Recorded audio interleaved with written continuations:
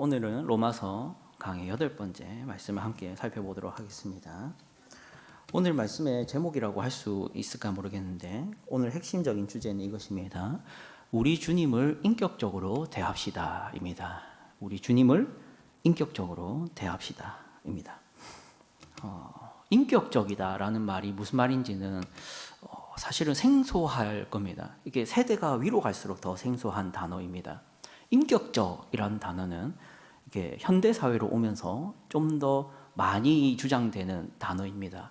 윗세대 분들은 인격적이라는 단어와 먼 사회를 살아오셨죠. 가장 대표적으로 인격적인 것이 전혀 없는, 그런 걸 경험할 수 없는 공동체가 어떤 공동체가 있습니까? 군으로 시작합니다. 두 글자입니다. 군대죠. 군대에서 인격적이라는 단어가 어울릴까요? 보통 어울리지 않습니다. 왜 그렇습니까? 계급제이기 때문이죠. 그런데 이제 요즘에는 이제 젊은 세대로 오면서 군대도 많이 인격적이게 됐죠. 이제는 무슨 계급 많다고 함부로 이렇게 할 수가 없습니다. 그거는 비인격적인 행동이기 때문이죠. 그래서 항상 동의를 구하고 의견을 묻고 거기에 대해서 이제 문답을 하면서 설득도 하고 이런 것을 인격적이라 하기 때문에 군대도 요즘에는 무슨 군대라 합니까? 어른분들이 자주 말하는 무슨 나라 군대 있습니다. 당으로 시작합니다. 네, 당나라 군대라고 하죠. 이게 지휘 체계가 안 되는 거죠. 사실 군대는 인격적일 수 없지 않습니까? 시급한 문제가 있는데 설득을 어느 시간에 다 하고 있습니까? 가서 하라면 해야죠. 그게 군대인데 사실 그렇지 않습니다. 우리 윗세대 분들은 그런 군대를 경험하셨죠. 그리고 또 그런 군대를 전역한 사람들이 회사의 중직으로 있는, 부장님으로 있는. 그래서 거기 회사는 당연히 비인격적인 회사가 되고 이런 사회 속에 있다가 이제는 이제 90년대생, 00년대생,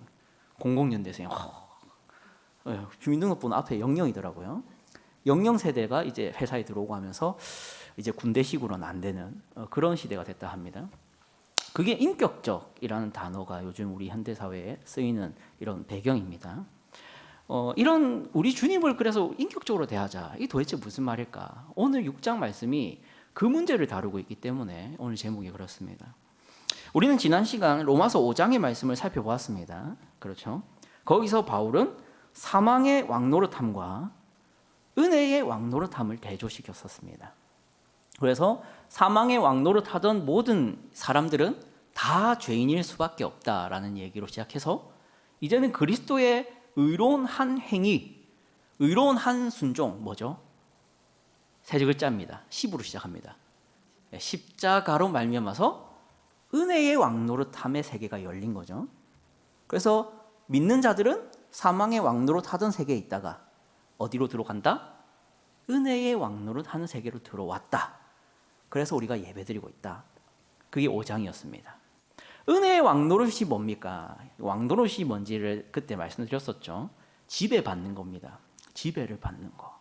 거절할 수 있고 거절할 수 없고 거부할 수 없고 매여 있는.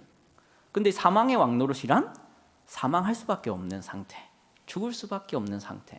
은혜의 왕노릇이란 은혜를 받을 수밖에 없는 상태. 그래서 우리가 은혜의 왕노릇 하에 있다란 말이 무슨 말이냐?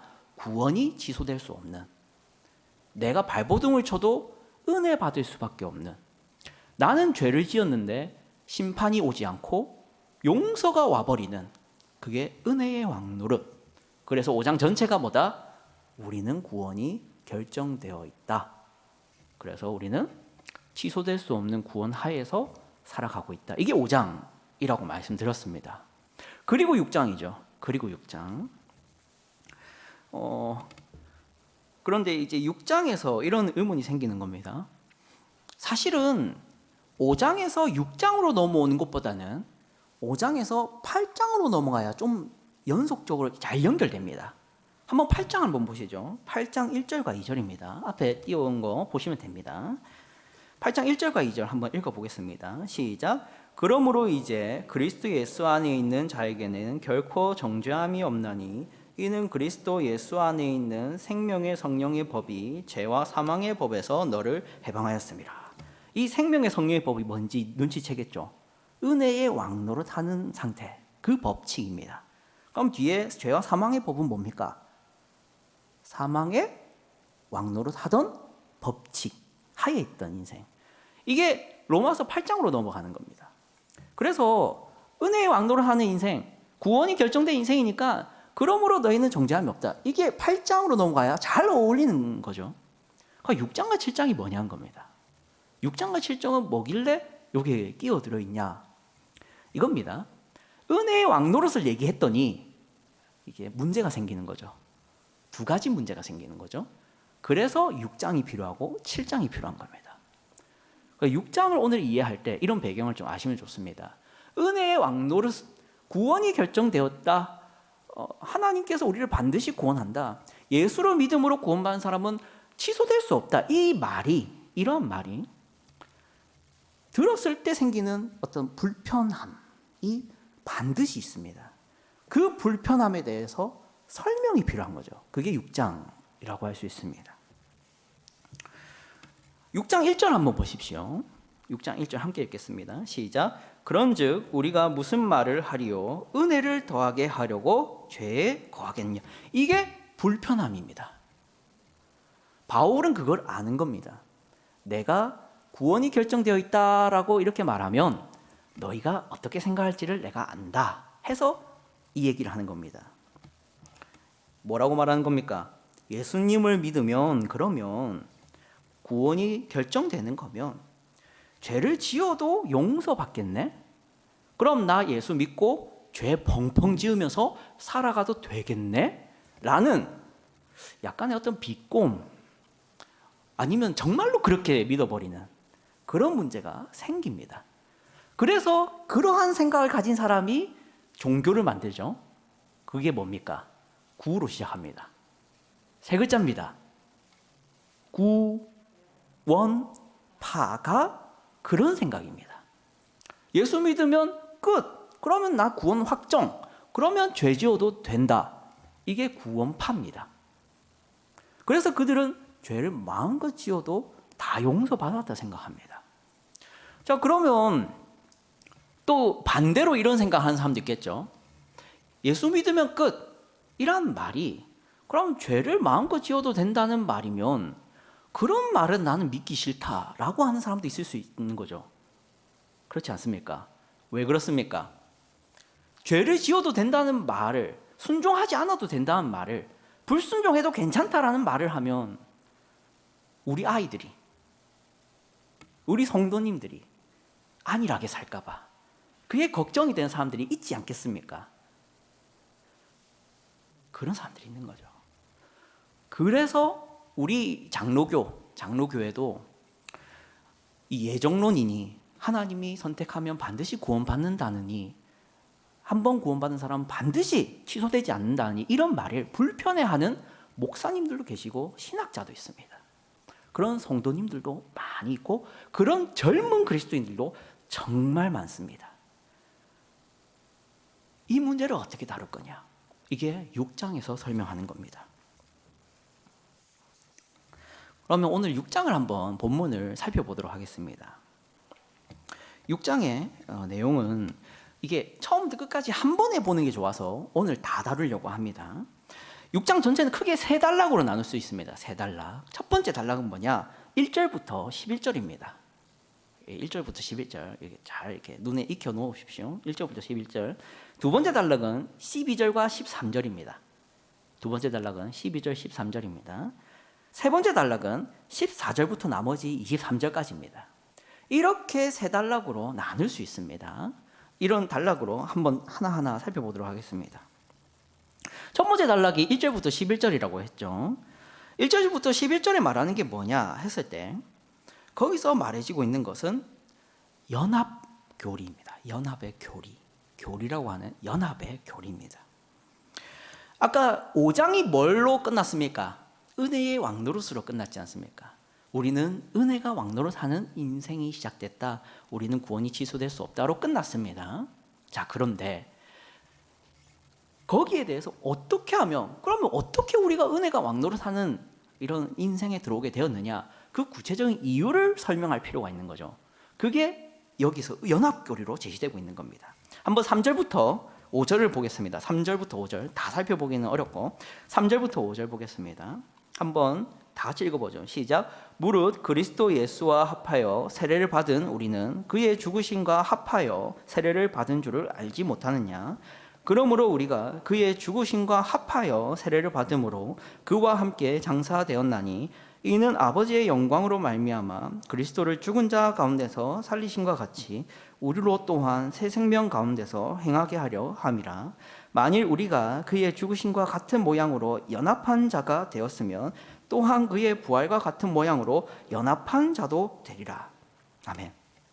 예수와 합하여 세례를 받고, 예수와 합하여 그의 죽으심과 합하여 세례를 받고, 그와 함께 장사되고, 그의 부활과 같은 모양으로 연합한 자 되고, 이 모든 표현들은 연합교리를 말하는 겁니다. 우리가 그리스도와 연합이 되었다입니다. 이 연합교리를 왜 얘기하냐? 다시 한번 말하지만 은혜의 왕노릇이 어떻게 가능한가에 대한 이유입니다. 제가 이걸 또 설명하기 쉽게 예증을 또 잠깐 들어드리도록 하겠습니다. 그 짜파게티라는 거 아십니까? 예, 저는 짜파게티 요리사입니다. 좀 잘하거든요. 예, 짜파게티에 대한 나름의 자부심이 좀 있습니다. 이 짜파게티는 잘못 끓이면 어떻게 됩니까? 물이 흥건해서 검은 라면이 되거나, 잘못하면은 다 끓이고 났는데 가루가 그냥 뭐랄까요, 면에 가루가 그냥 보입니다. 물을 너무 없는 거죠. 그래서 저는 이제 짜파게티에 대해서 좀 자부심이 있는, 그런 실력이 있는 그런 사람입니다. 자, 그런데 문제는 이거죠. 저희 어머니가 이 짜파게티를 자꾸 라면 끓이듯이 끓이는 겁니다. 어렸을 때 충격적인 장면이 하나 있었거든요. 어머니가 웬일로 저한테 이렇게 몸에 안 좋은 짜파게티를 이렇게 안 해주고 이랬는데 해주겠다는 겁니다. 한 번은. 그래갖고 한번 해주세요 했죠. 그런데 이제 잘 끓이고 있나 해서 이제 한번 가봤습니다. 부엌에 보통 못 들어오게 하는데 가봤습니다. 가봤는데 이게 물이, 라면이 둥둥 떠다니는 거 있죠. 면이 떠다닙니다. 그 정도면 좀 물이 너무 많은 거 아닙니까? 아무리 그래도 떠다니는 건 좀 그런데. 그래서 제가 짜파게티 끓일 줄 압니까? 라고 물어봤습니다. 이거 원래 이렇게 끓이는 거다. 그러는 겁니다. 그때부터 고민이 되더라고요. 그러면 수습을 해야 되는데 짜파게티는 수습이 됩니까?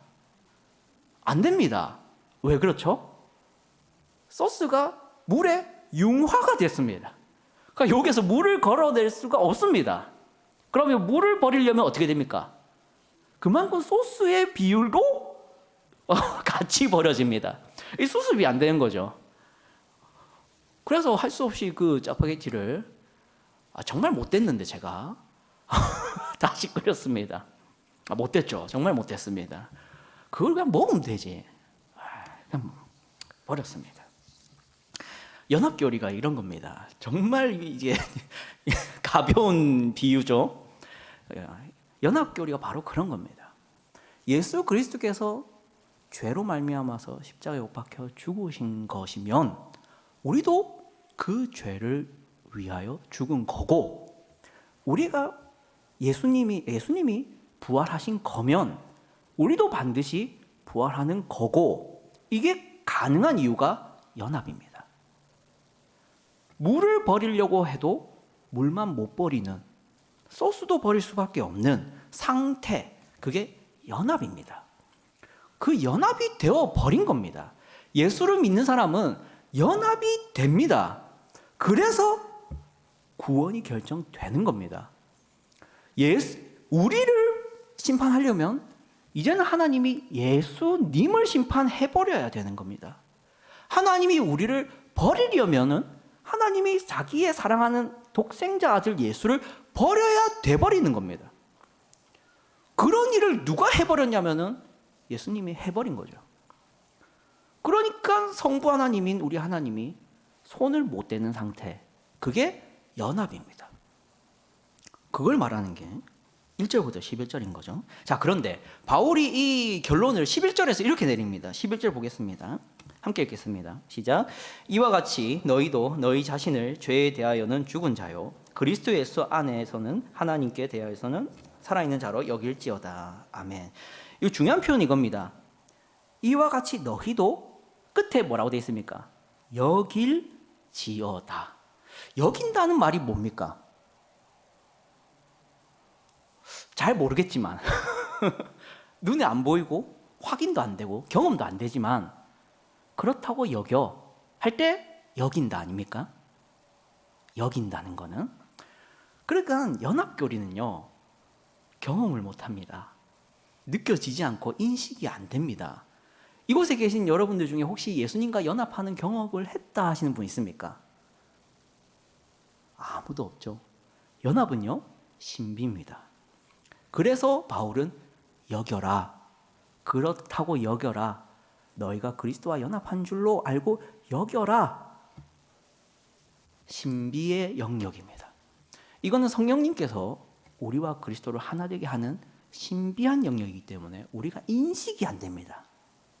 인식이 안 돼서 여겨라로 끝납니다. 자, 그런데 여기서 오늘 6장이 끝나지 않죠.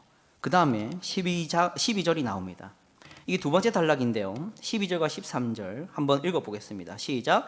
그러므로 너희는 죄가 너희 죽을 몸을 지배하지 못하게 하여 몸의 사욕에 순종하지 말고, 또한 너희 지체를 불의의 무기로 죄에게 내주지 말고, 오직 너희 자신을 죽은 자 가운데서 다시 살아난 자 같이 하나님께 드리며 너희 지체를 의의 무기로 하나님께 드리라. 아멘.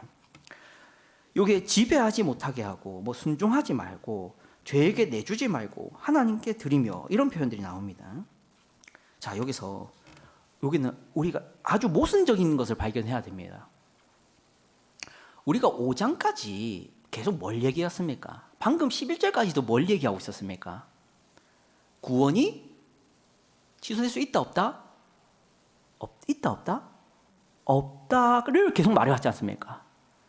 그런데 바울은 너무 자연스럽게 죄에게 순종하지 마라, 죄를 이겨라, 하나님께 너희 몸을 드려라, 의를 위해 내줘라, 이런 말을 너무 자연스럽게 하고 있다는 겁니다.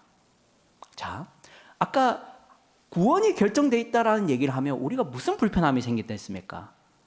그럼 죄 지어도 되겠네, 마음대로 살아도 되겠네 라는 말이 쉽게 나온다 했지 않습니까? 그런데 바울은 그런 말이 안 나오고, 그러므로 12절이죠. 그러므로 죄에게 내주지 마라, 의를 위하여 하나님께 드려라, 이런 말이 너무 자연스럽게 나옵니다. 이게 어떻게 가능하냐? 이게 도대체 어떻게 가능하냐? 여기서 제가 오늘 제목이 나오는 겁니다. 우리는 성경의 지식을 배우든 신학을 배우든 교리를 배우든 뭐가 중요하냐면 인격으로서 하나님을 생각하고 있어야 되는 겁니다. 하나님을 인격적으로 생각은 안 하는데 교리만 배우고 신학만 배우면요, 그게 전혀 유익하지가 않습니다. 그저 내가 은혜 받는 방법론으로 교리를 사용하지, 거기에는 감격도 없고 감동도 없고 사랑도 없고 미안함도 없고 죄송함이라는 감정은 하나도 안 생깁니다. 그러면 그 소리가 나온다고요. 죄 지어도 되겠네? 라는 말이 너무 쉽게 나옵니다. 여러분께서는 잘 경험하기 어렵지만 신학교를 가보면요, 신학을 배우다가 신학을 접는 사람들이 많이 나오고요, 신학을 배우다가 신앙을 잃는다라는 말을 하는 사람들이 많습니다. 그 왜 그러느냐 했을 때, 신학이 신앙을 잃게 하는 게 아니라 신학이 시험 들게 하는 무언가가 있습니다. 그게 뭐냐면, 내가 하나님을 인격적으로 사랑의 대상으로, 경외의 대상으로, 나의 아버지로 생각을 한 번도 하지 않고 신학을 배우니 그 신학들이 불편한 것 천지입니다. 연합교리가 구원이 결정되어 있는 이 견인교리가 그렇습니다. 하나님이 우리를 선택하셔야 구원받고, 하나님이 예정을 하시는 거고, 하나님이 정하시고 예정하시고 부르신 이는 반드시 구원받고 하는 이런 교리들은요, 하나님을 사랑하지 않는 사람들 입장에서는 그러면 내 마음대로 살아야겠네라는 말밖에 안 나옵니다. 그런데요, 하나님이 인격으로서 여겨질 때는 그 말이 안 나옵니다.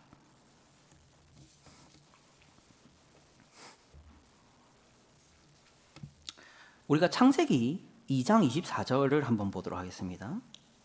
창세기 2장 24절입니다. 한번 같이 읽겠습니다. 시작. 이러므로 남자가 부모를 떠나 그의 아내와 합하여 둘이 한 몸을 이룰지로다. 하나님께서 최초의 인류 인간을 만들어서 그 둘이를 이어주면서, 남자와 여자를 이어주면서 썼던 표현이 뭐냐? 합하여입니다. 합하여. 그리고 뒤에 뭐도 표현이 나옵니까? 둘이 뭐가 되라? 한 몸이 될지라. 여기에 사용된 이 표현들이 합하여와 한 몸입니다. 그러면 어디에 쓰인 겁니까? 이 합하여와 한 몸이 되라는 어디에 쓰인 겁니까? 부부 사이에 쓰인 이미지입니다. 그것이 지금 어디에 쓰이고 있다고요? 나와 그리스도 사이에 쓰이고 있다고요. 그게 연합입니다. 그럼 연합이 뭡니까? 결혼입니다. 결혼이 뭡니까? 사랑입니다. 사랑이 뭡니까? 이제 내 마음대로 살아야 되겠네 라는 말이 나오냐는 거예요. 그런 말이 나오냐는 겁니다. 에베소서 5장 31절과 32절을 읽어보겠습니다. 시작.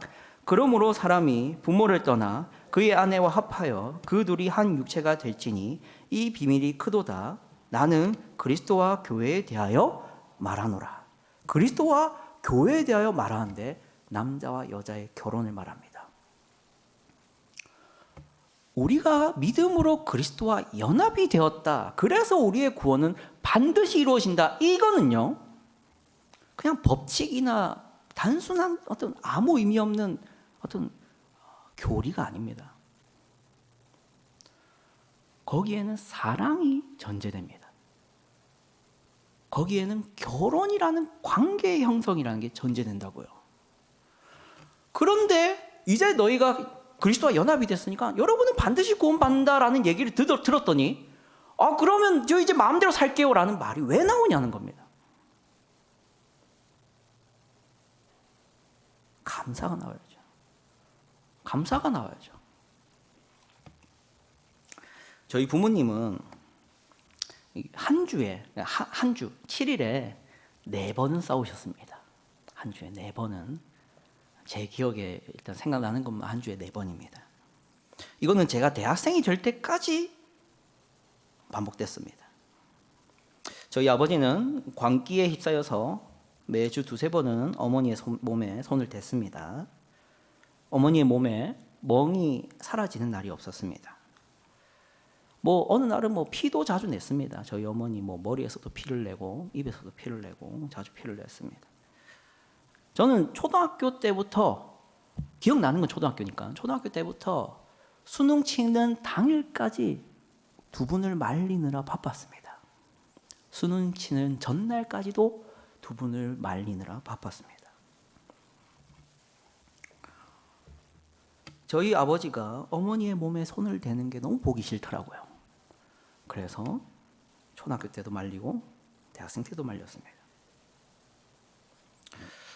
자, 그런데 제가 일방적으로 그러면 저희 아버지만 미워하고 아버지만 원망했느냐? 그럴 수는 없었습니다. 왜냐하면 우리 어머니도 한심한 건 마찬가지였기 때문입니다. 다르게 말해서 어머니도 잘못을 합니다. 그래서 아버지만 원망하기가 그렇습니다. 아버지가 화를 내는 이유를 알겠고 폭력을 행사하는 이유도 있습니다. 그만큼 어머니도 문제가 있었습니다. 우리 모두가 그렇습니다. 우리 모두가요, 세상도 악하지만 나도 악합니다. 우리가 당하는 대부분의 고통은 내 죄 때문입니다. 그렇게 살아오던 게 사망의 왕노릇한 인생이었습니다.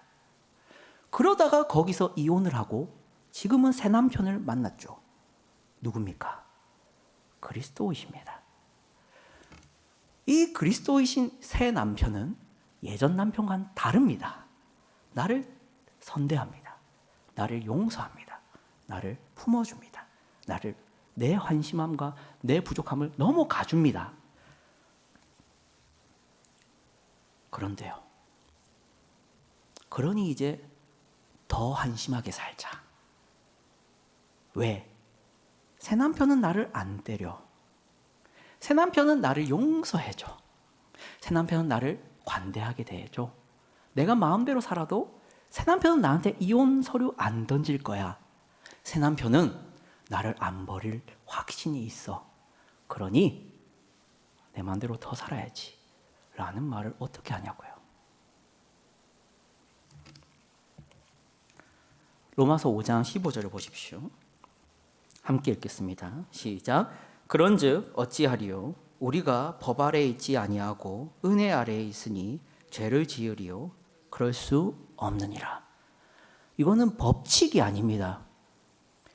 이거는 어떤 우리가 죄를 지을 가능성이 없다 이런 얘기를 하는 게 아닙니다. 너희가 어떻게 그럴 수 있느냐입니다. 너희가 어떻게 그럴 수 있느냐? 용서를 체험하고 연합을 경험하고 그리스도라는 영광스러운 분과 결혼을 했으면 어떻게 죄질 생각을 할 수가 있느냐? 배은망덕한 그 얘기입니다.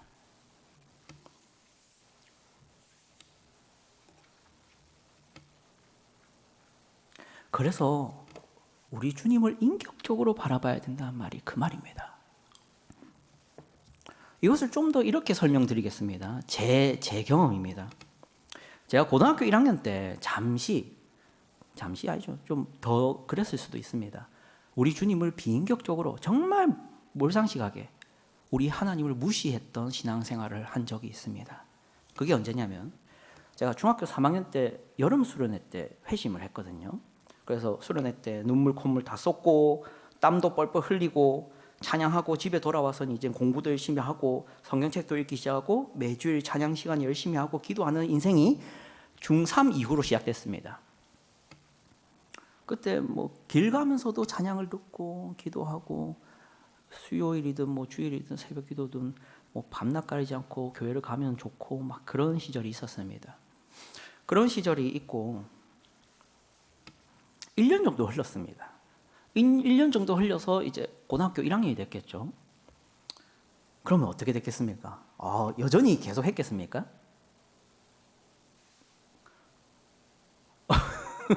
경험 안 해본 것처럼 다들 말씀 보시는데 그대로 안 하잖아요. 안 합니다. 절대 그렇게 안 합니다. 찬양도 안 하고 기도도 안 합니다. 안 기쁩니다. 눈물도 안 나요. 기도할 때 옛날에 그렇게 매번 기도할 때마다 눈물 나던 내가 눈물이 안 납니다.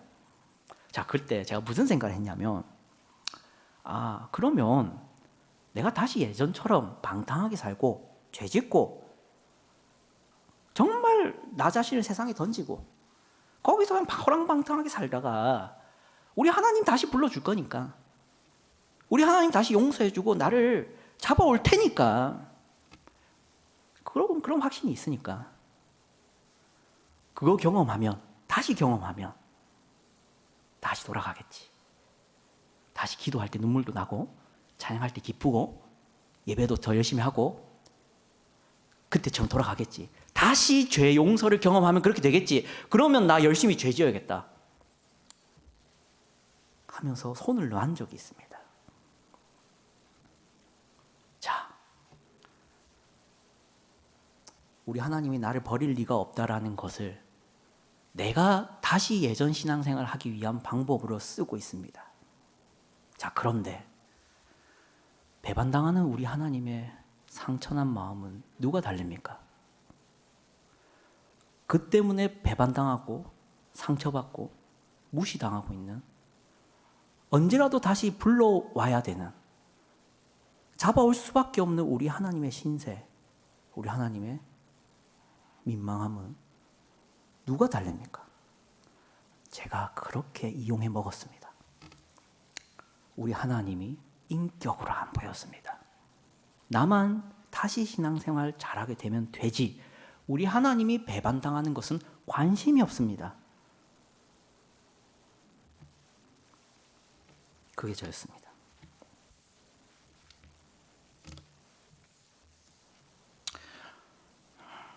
창세기 22장 1절부터 2절을 보겠습니다. 창세기 22장 1절과 2절입니다. 함께 읽겠습니다. 시작. 그 일 후에 하나님이 아브라함을 시험하시려고 그를 부르시되 아브라함아 하시니 그가 이르되 내가 여기 있나이다. 여호와께서 이르시되 내 아들 내 사랑하는 독자 이삭을 데리고 모리아 땅으로 가서 내가 내게 일러준 한 산 거기서 그를 번제로 드리라. 1절 보시면 우리 하나님이 아브라함을 시험하시려고 부르십니다. 이 사건 유명한 사건입니다. 아브라함의 생애에 정말 절정에서 이루어졌던 사건입니다. 하나님이 뭘 요구하십니까? 뭘 요구하십니까? 이삭을 바쳐라, 번제로.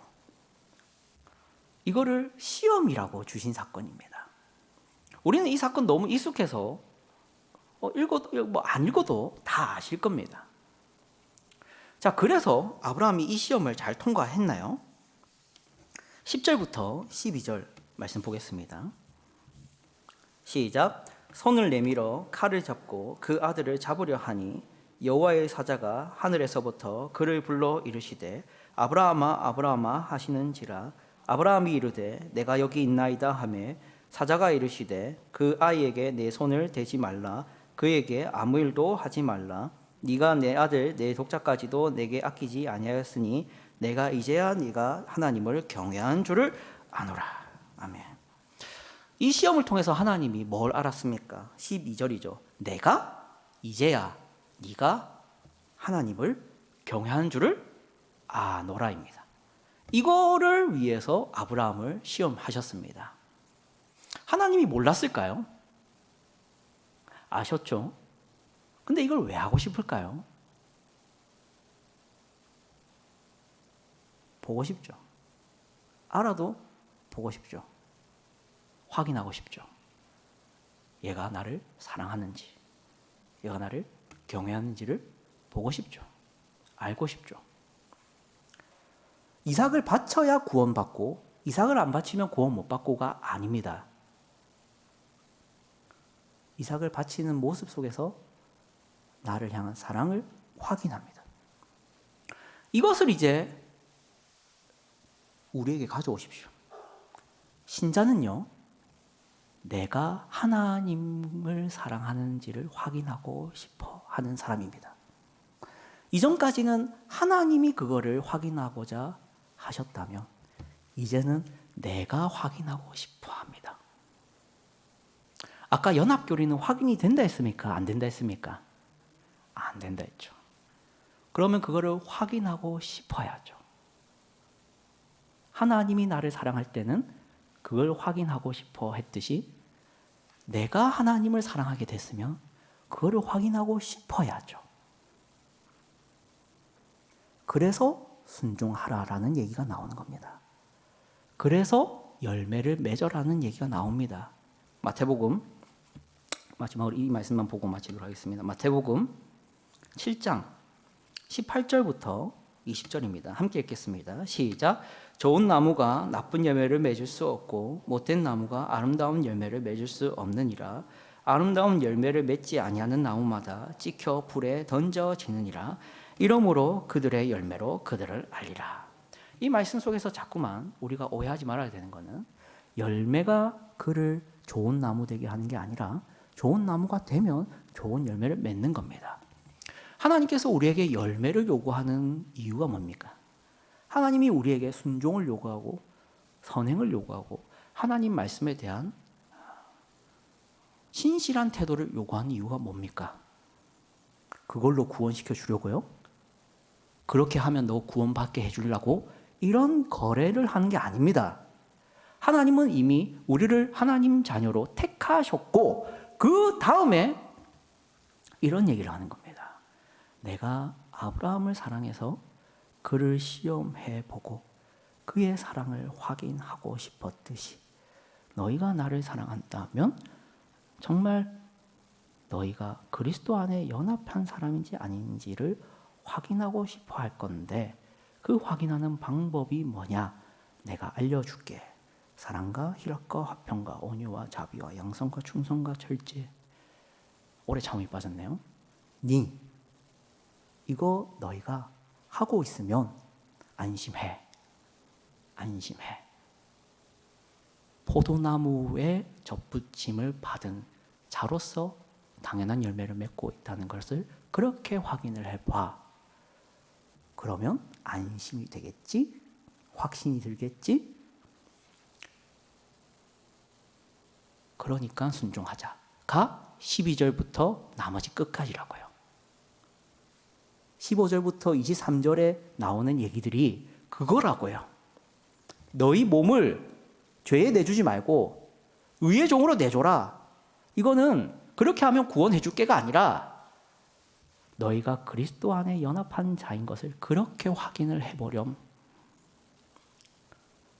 죄에 내주지 말고 의에 내주는 것으로, 의의 종이 되어 있는 것으로 확인을 하렴. 하나님이 우리를 확인하고 싶었듯이 우리도 하나님을 확인하고 싶어야 합니다. 여러분, 하나님을, 우리 그리스도와 여러분이 연합되어 있다는 것을, 내가 그리스도의 사랑 안에 있다는 것을, 내가 십자가에 못 박혔다는 것을, 내가 그리스도의 부활에 참여했다는 것을, 내가 하나님의 고집 속에 살아가고 있다는 것을, 내가 구원의 확실함 가운데서 이제는 사망의 종로로 사던 인생이 아니라 은혜의 종로로 사는 인생이 되어 있다는 것을 확인하고 싶어 하셔야 되지 않습니까? 사랑하면요, 확인하고 싶어야 됩니다. 그러니까 순종합시다. 그러니까 하나님의 구원의 확정 속에서도 죄를 짓기 싫고 의를 행하고 싶어 합시다. 그것으로 구원받는다고 착각하지 맙시다. 기도합시다.